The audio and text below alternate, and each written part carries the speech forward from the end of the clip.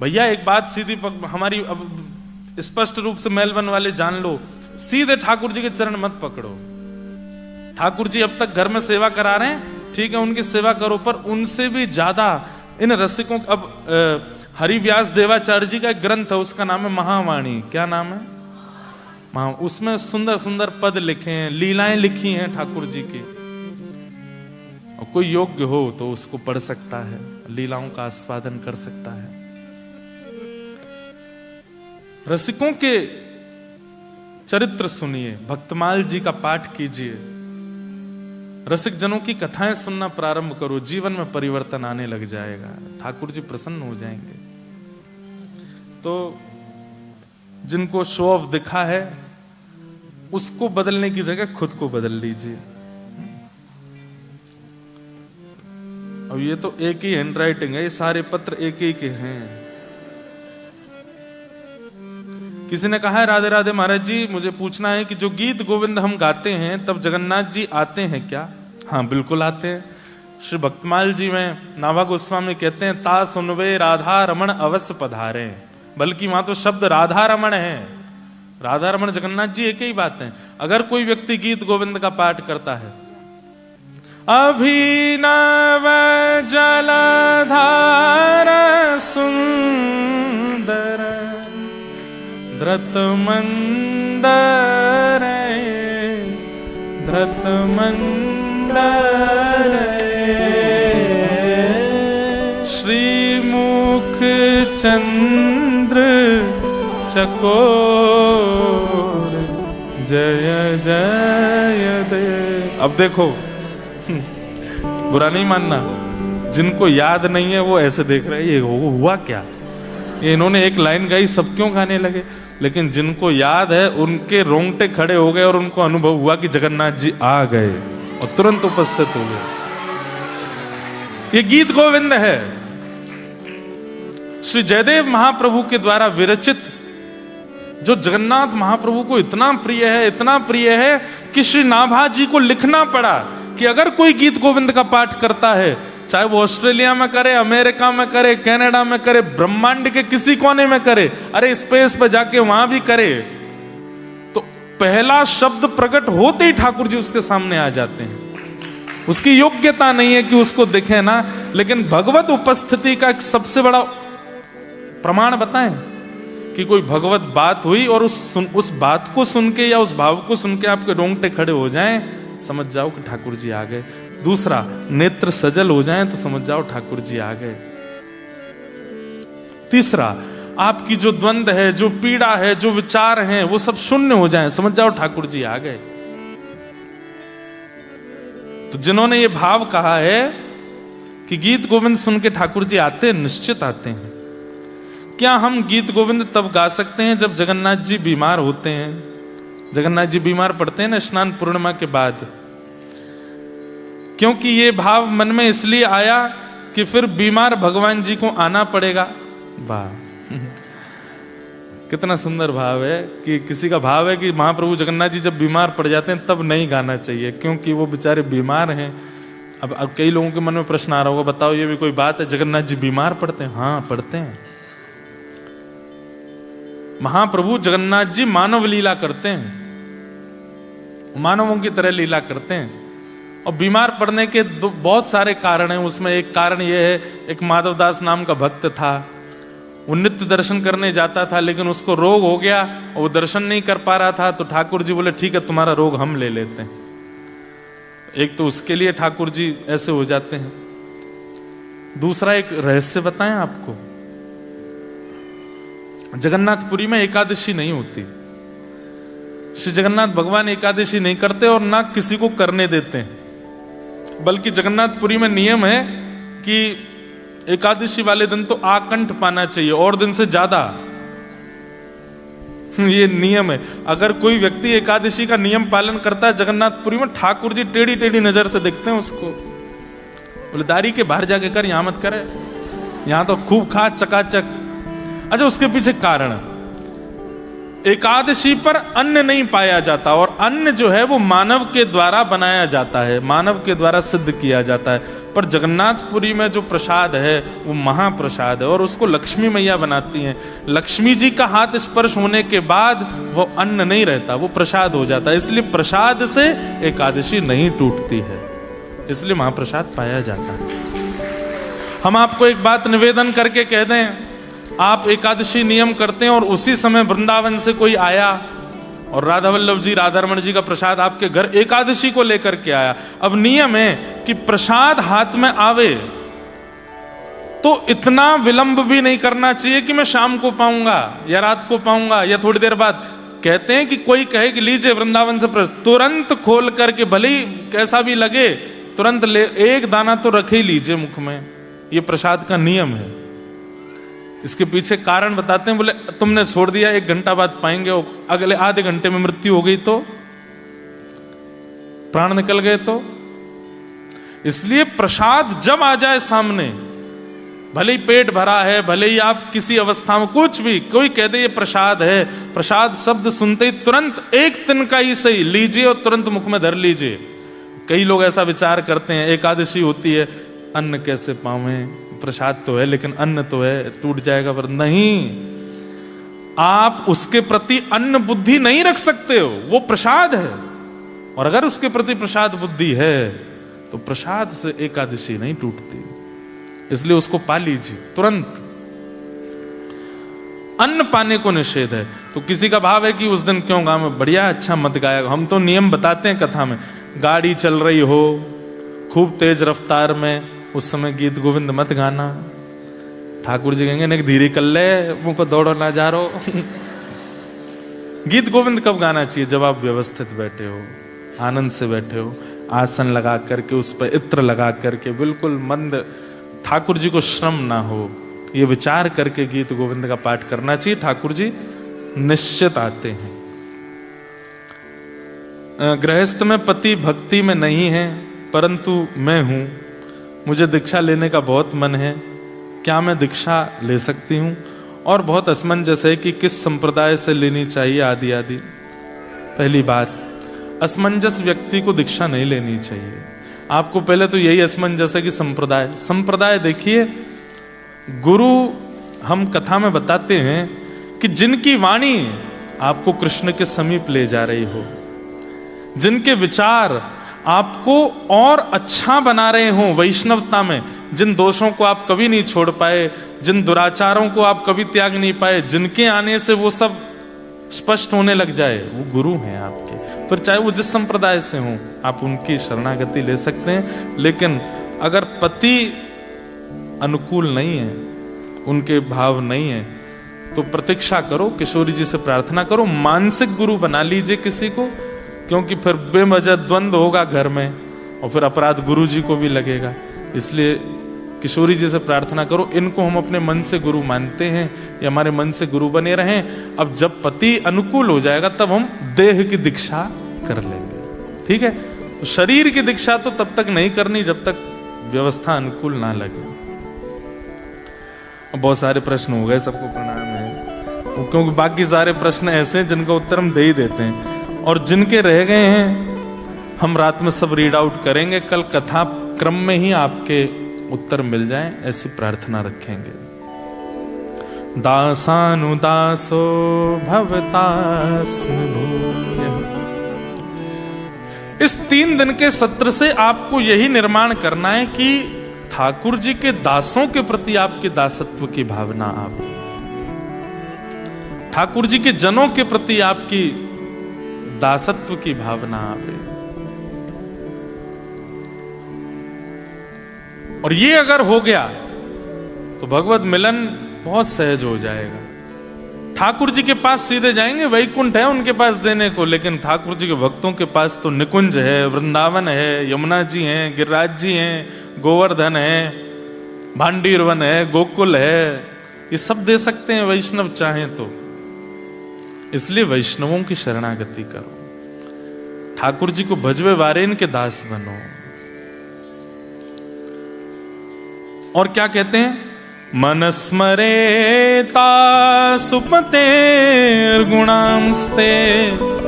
गृणीत वा कर्म करो तुकाय। वृत्रासुर कहते हैं कि नाथ, एक तो मुझे आपके दासों का दास बना दीजिए, और क्या कीजिए? बोले मेरा मन सदैव आपका स्मरण करता रहे, आपके गुणानुवाद मेरी जिह्वा गाती रहे, आपके ही गुणानुवादों को मैं सुन करके अपने कर्म से, अपनी काया से कर्म करूं, हाथों से सेवा करूं, पैरों से प्रदक्षिणा करूं, मेरा सर्वांगीण अंग आपकी सेवा में लग जाए नाथ, ये कृपा करो। इसका मतलब क्या है? सर्वांगीण अंग को सेवा में लगाने की क्षमता ठाकुर जी नहीं दे सकते, वैष्णव दे सकता है, भक्त दे सकते हैं। ठाकुर जी के जो वैष्णव हैं वो दे सकते हैं। दर्शन को नैना तपे, वचन सुनन को कान, मिलवे को हियरा तपे, हिय के जीवन प्राण, गोवर्धन वासी साबरे, गोवर्धन वासी साबरे। जैसे आंखों को दृश्य चाहिए, कानों को स्वर चाहिए, जीव को रस चाहिए, हाथों को स्पर्श चाहिए, और पैरों को नरमता चाहिए चलने के लिए, सब विभाजित हैं। आंख कुछ और चाहती है, कान कुछ और चाहते हैं, जीव कुछ और चाहती है, नासिका कुछ और चाहती है, त्वचा कुछ और चाहती है, हाथ कुछ और चाहते हैं, पैर कुछ और चाहते हैं।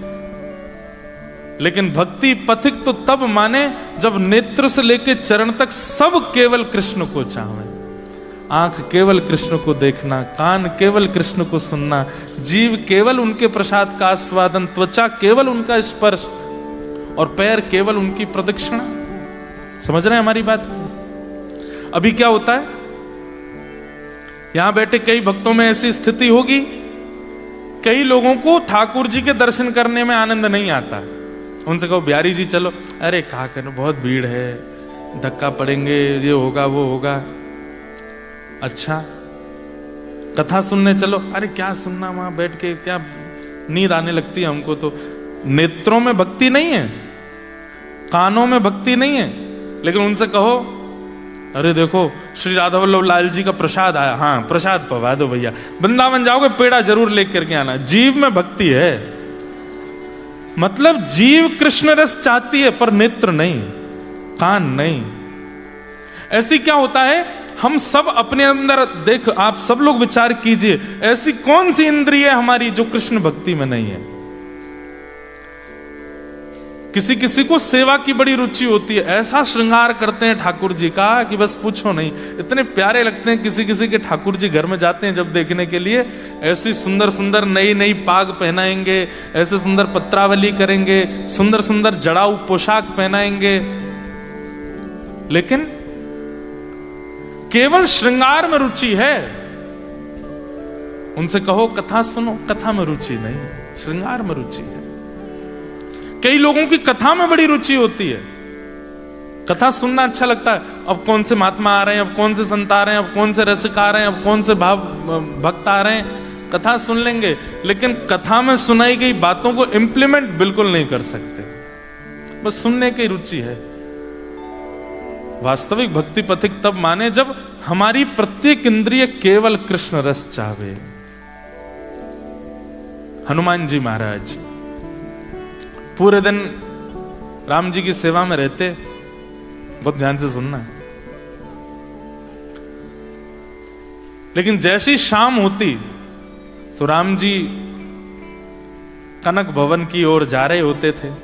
पूरे दिन रहते बानरों के बीच में, सभा के बीच में, प्रजा के बीच में, लेकिन संध्या में तो वो फिर अपनी गृहिणी के पास और फिर निज जीवन जीते हैं जो बहुत प्राइवेट है, प्राइवेसी रहती है वहां पे। तो हनुमान जी महाराज शाम होते ही बड़े व्याकुल हो जाते हैं, बोले अब राम जी चले जाएंगे, अब राम जी अंदर चले जाएंगे, अंतःपुर में चले जाएंगे, और अंतःपुर में केवल सीता जी जाती हैं और कुछ सखियां जाती हैं, हम लोगों का तो प्रवेश वर्जित है।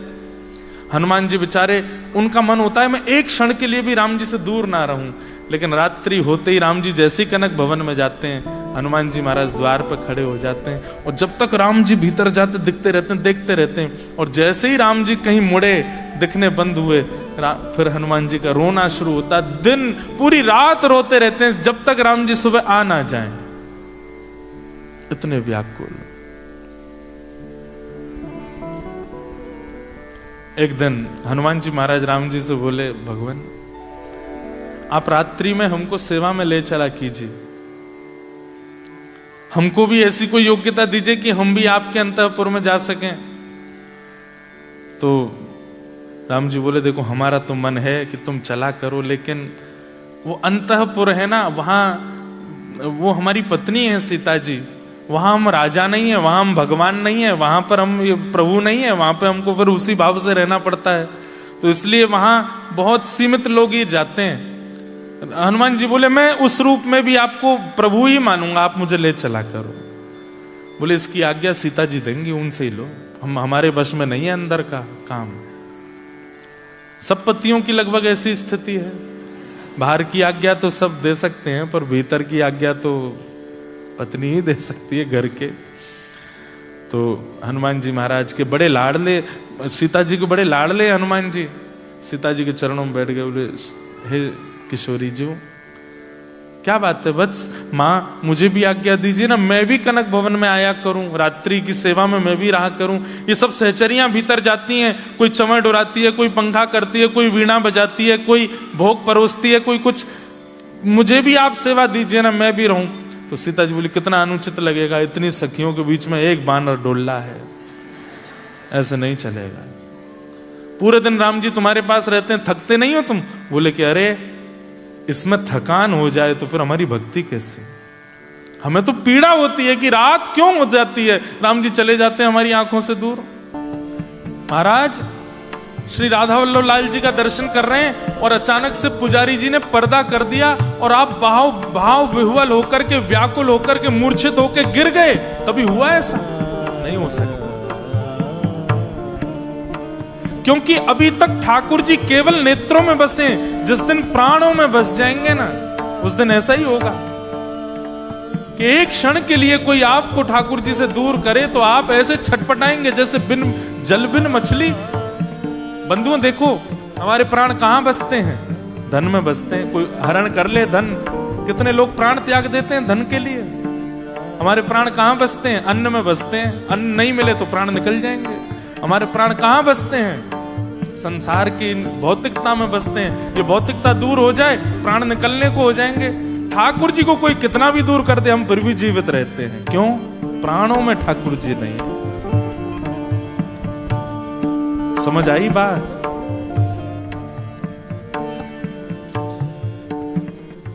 मीराबाई के प्राणों में ठाकुर जी, सूरदास के प्राणों में ठाकुर जी हैं, भौंदू के प्राणों में ठाकुर जी हैं। ये जितने भक्तों के आप चरित्र सुनते हैं, इनके प्राणों में ठाकुर जी हैं। इसलिए ठाकुर जी के बिना ये रह नहीं सकते हैं। मछली के प्राण जल में बसते हैं, हमारे प्राण जिसमें बसते हैं उसके बिना ही हम छटपटाते हैं। ठाकुर जी के बिना छटपटाहट होती है? कभी नहीं होती, क्योंकि अभी प्राण बसे नहीं है।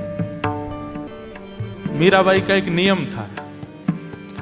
मीराबाई बहुत वर्षों तक वृंदावन गई नहीं थी, बहुत आयु के बाद वृंदावन गई थी मीराबाई। तो फिर इतना प्रेम कैसे? तो मीराबाई रोज अपने भवन की छत पर जाती और उनको पता था कि किस दिशा में वृंदावन है, और उस दिशा की ओर देखती रहती थी। कोई यहीं रहते हैं मेरे श्याम सुंदर, यहीं रहते हैं मेरे प्रियतम। आप सब लोग इतनी दूर ऑस्ट्रेलिया में रहते हो, एक बार मैप पे जाके देखिए कि आप जहां हो वहां से किस दिशा में वृंदावन है। रोज उस दिशा को ही प्रणाम कर लिया करो, रोज उस दिशा को ही वंदन कर लिया करो। मीराबाई अपलक नेत्रों से उस दिशा को देखती हैं जिस दिशा में वृंदावन है, और बस विचार करती हैं अब श्याम सुंदर आएंगे, अब श्री कृष्ण आएंगे, और इसी में ही पूरा दिन निकल जाता है।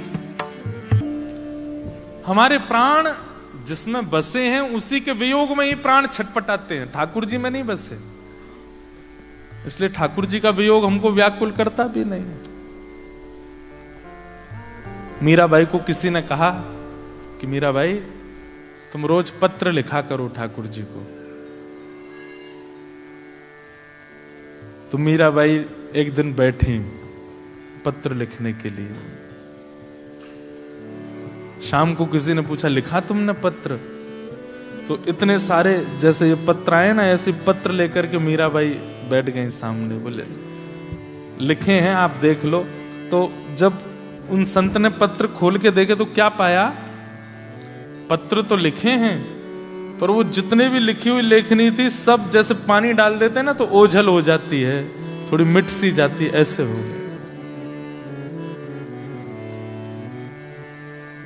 बहुत अच्छा पद लगता है मुझे। पतियां मैं कैसे लिखूं, लिखी ही न जाए। पतियां मैं कैसे लिखूं, लिखी ही न जाए। कलम धरत मेरो कर कांपत है, कलम धरत मेरो कर कांपत। आप कहते हैं कि तुम कृष्ण को पत्र लिखो, मैं कैसे लिखूं? मैं जब पत्र लिखने के लिए बैठती हूँ मेरे हाथ इतने कांपते हैं कि मुझे दूसरे हाथ से पकड़ना पड़ता है। इतनी व्याकुलता चित्त में आ जाती है, अपने भाव में लिखूं कैसे, वर्णन करूं कैसे?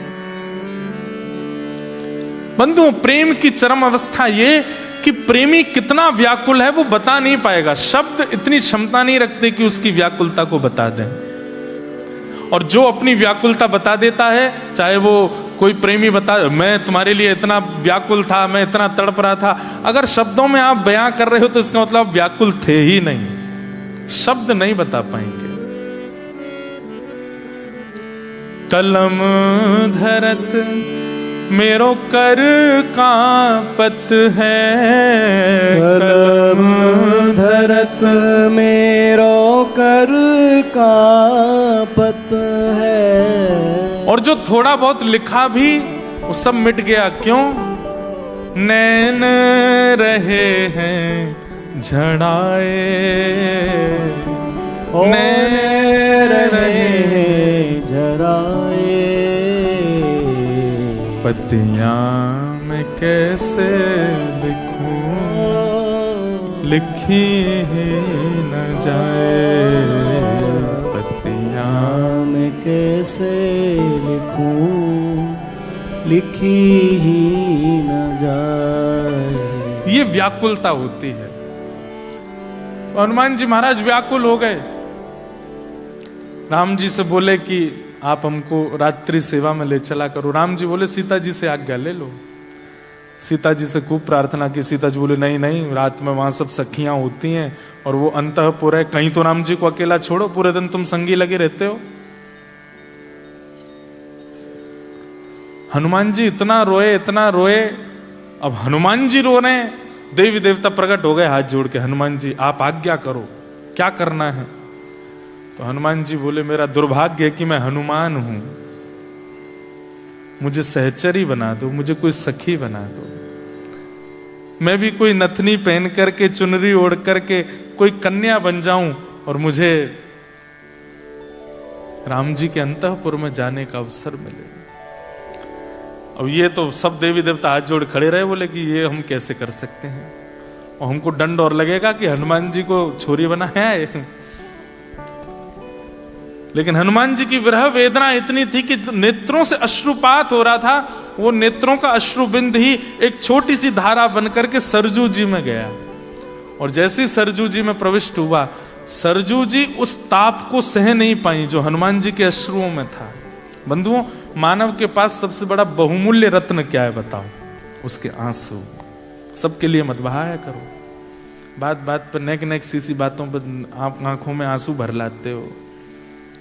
सबके लिए अश्रु नहीं होने चाहिए, और संसार के लिए तो बिल्कुल नहीं होने चाहिए। पत्नी, पति, बच्चे, खानदान, इनके लिए मत रोया कीजिए। एकांत में अपने ठाकुर जी के सामने कभी, बोले नाथ कितना दूर भेज दिया आपने हमको ऑस्ट्रेलिया। एक बात बताएं आपको, विदेश में रहने वाले भक्त एक भक्ति में निपुण हो सकते हैं, वो चाह जाएं तो, प्रेम विरहा भक्ति। हम वृंदावन वालों को नहीं हो सकती, क्यों? हम तो पास ही रहते हैं ना। जब चाहो मुंह उठा के राधारमण जी चले गए, जब मन किया राधा वल्लभ जी चले गए, जब मन किया बिहारी जी चले गए, गिरिराज जी परिक्रमा लगाए आए, यमुना जी के दर्शन कर आए, वृंदावन की परिक्रमा कर आए, कभी किसी महात्मा से मिले आए, कभी किसी संत के दर्शन कर आए। चलते फिरते हमको तो संत महापुरुष दिखते रहते हैं, हम लोगों को विरह होता ही नहीं है। आप इतनी दूर हो इस बात का कई दुर्भाग्य मानते हैं कि हम इतनी दूर क्यों हैं, पर ये बहुत बड़ा सौभाग्य। जब तक हो इतना विरह प्रेम अपने चित्त में प्रकट कर लो कि जब वृंदावन प्राप्त हो ना, तो दो नेत्रों से नहीं, रोम रोम से अश्रु प्रकट हो जाए। वो आपको आप उसके लिए सौभाग्यशाली हो। ठाकुर जी अति दूरी उसको देते हैं जिसके अंदर ठाकुर जी को अत्यंत प्रेम घोलना होगा। इसलिए ब्रजवासियों को छोड़ के भी गए थे ठाकुर जी, क्योंकि वो प्रेम विरह में परिवर्तित करना था। आप लोग एक प्रकार से ब्रजवासी ही हो, ठाकुर जी ने इतनी दूर हमारे भेज दिए ताकि आपके चित्त में विरह प्रेम प्रकट हो, वो व्याकुलता ठाकुर जी के लिए प्रकट हो। देखो हमारी बात पे मोहर लग रही है, वर्षा हो रही है भाई। मैं विरह की बात आपको बता रहा हूं, रो ऑस्ट्रेलिया का आकाश रहा है कि कभी ऐसी हवा चले कि हम भी बरसा ना जाके बरसे। यहां ऑस्ट्रेलिया में बरसते रहते हैं पूरे दिन। कथा आप लोग सुन रहे हैं, पर व्याकुलता यहाँ की वायु को भी तो लगता होगा ना कि हम भी कभी बह के वृंदावन चले जाएं।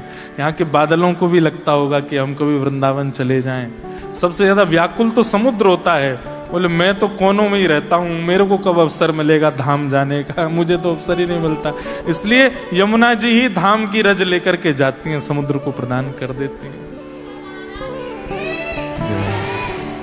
कौन की? मेरी ठाकुर जी ऐसा काउदना डंडा मारेंगे ना, अपनी जय जयकार करावे। तो हमारी बात सुनो, क्या बता रहा था मैं? हाँ, तो हनुमान जी का अश्रु जल बहते हुए गया। सरजू जी उस ताप को सह नहीं पाई और तुरंत सरजू जी प्रकट हो गए।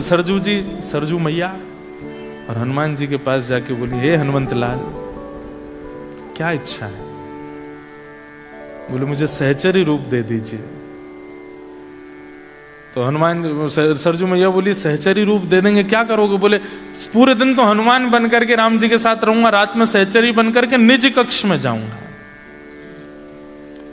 तब सरजू मैया बोली, मैं सीता जी से प्रार्थना करती हूँ। सरजू मैया गई और हनुमान जी का विरह अश्रु जो था हाथ में लेकर के गई। वो ऐसे तप रहा था जैसे कुछ सिक्के को जला देते हैं ना तो वो लिक्विड फॉर्म हो जाता, लाल लाल हो जाए, ऐसे वो अश्रु बिंद तप रहा था।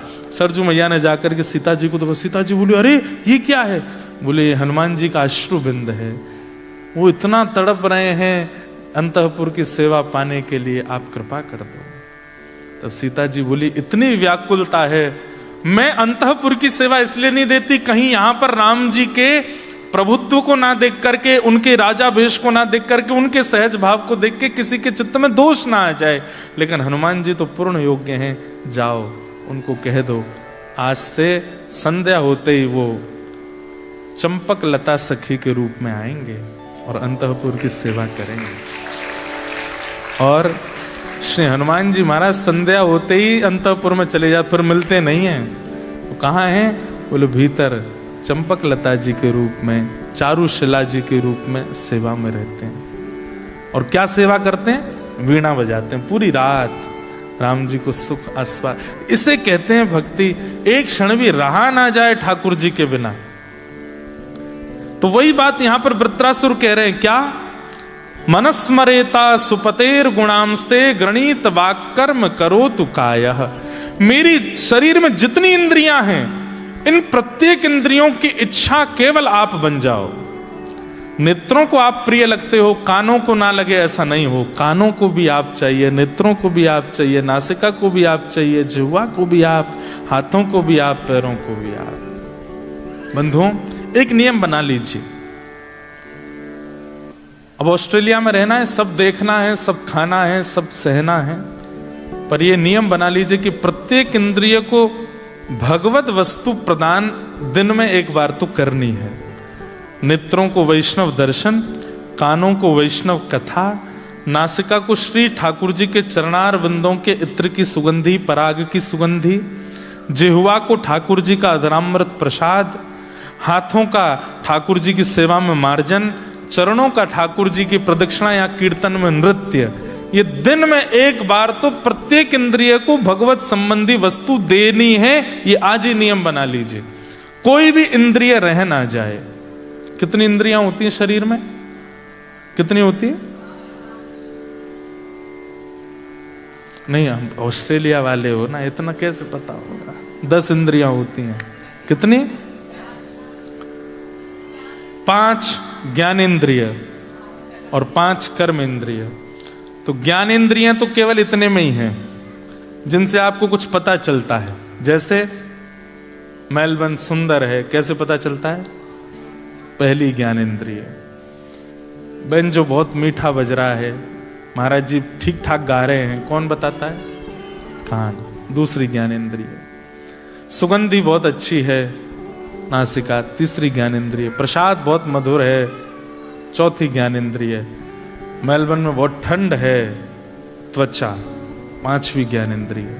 ये 5 ज्ञानेंद्रिय और हाथ, पैर, मुख और 2 गुप्त इंद्रिय, उपस्थ इंद्रिय, ये 10 इंद्रियां हो गए। इन 10 इंद्रियों से भगवत भाव होना चाहिए। अब प्रश्न सबके चित्त में आया होगा कि 2 गुप्त इंद्रिय कैसे भजन करेंगी? जैसे डोंगरे जी महाराज इसका उत्तर दे रहे थे अपनी कथा में कि जिस प्रकार मानव जिस स्थान पर रहता है उसको स्वच्छ रखता है, ऐसे ही ठाकुर जी मेरे चित्त में विराजमान हैं और मैं इस चित्त के इस देह को पवित्र रखूं क्योंकि ठाकुर जी बैठे हैं। इस भाव से देह से मलमूत्र आदि का परित्याग करना कि ठाकुर जी चित्त में बैठे हैं, इसमें अशुद्धि ना रहे, उसी से गुप्त इंद्रिय से भजन हो जाएगा। सर्वांगीण इंद्रिय हर दिन, अरे कहां तक है, शौच जाना भी एक प्रकार से भजन हो जाएगा। आप सुबह उठ करके जलपान करके विचार करते हैं कि मेरे चित्त में राधा रमण जी रहते हैं। तन तो मंदिर है, तन तो मंदिर है, मन है वृंदावन, मन के वृंदावन में बसे हैं श्री राधा रमन। वासना को छोड़ तू भक्ति पथ पे चल, वासना को छोड़ तू भक्ति पथ पे चल। वासना में क्यों पड़े आरती सजल, वासना मरे नहीं। मेरे ऊपर भी बहुत छार आ रहे हैं। वासना मरे नहीं, तन का हो निधन, मन के वृंदावन में बसेंगे श्री राधा रमण। आज से 10 साल पहले जब हमने कथा करनी शुरू की थी तब ये पद कंपोज किया था, कभी गाया नहीं, 1-2 बार ही गाया होगा, आज गा रहे हैं। बहुत सुंदर भाव है। तो प्रत्येक इंद्रिय को ठाकुर जी को दिन में सुबह उठने से रात्रि सोने तक अर्पित करना है, ये नियम बना लीजिए। कोई भी इंद्रिय रह ना जाए आपकी। वो कैसे करना है? अपने काम में, अपने जॉब में, वो मैनेजमेंट करने का काम आपका है, वो हमारा नहीं है, आप कीजिए। पर हर दिन अपनी प्रत्येक इंद्रियों को भगवत दर्शन, भगवत आस्वादन कराओ। वही बात यहां पर वृत्रासुर ने मांगी है ठाकुर जी से।